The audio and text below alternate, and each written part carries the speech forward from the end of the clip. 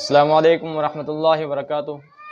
आप सल्लल्लाहु अलैहि वसल्लम ने इरशाद फरमाया कि दुनिया बहुत ही अच्छा घर है उस शख्स के लिए जो उसको अपनी आखिरत का ज़रिया बनाए, और दुनिया बहुत ही बुरा घर है उस शख्स के लिए जो उसको अपनी आखिरत का ज़रिया ना बनाए और अल्लाह तबारक व तआला को नाराज़ कर दे। तो दोस्तों, अल्लाह तबारक व तआला ने हमें एक मौका दिया है अपनी आखिरत को अच्छा बनाने का, एक दुनिया के ज़रिए से। तो इसमें ज़्यादा से ज़्यादा लोगों की हेल्प करें, नेकी की तरफ बढ़ें, ज़्यादा से ज़्यादा फ़िलिस्तीन के लोगों की ज़्यादा से ज़्यादा हेल्प करें। अगर उनकी हेल्प नहीं हो सकती तो उनके लिए दुआ ज़रूर करें कि अल्लाह तबारक व तआला जो शहीद हो गए हैं उनकी मग़फ़िरत फ़रमाए, और जो ज़ालिम लोग हैं उन पर जुल्म कर रहे हैं, या तो अल्लाह तबारक व तआला उनको हलाक फ़रमाए या उनको हिदायत नसीब फ़रमाए।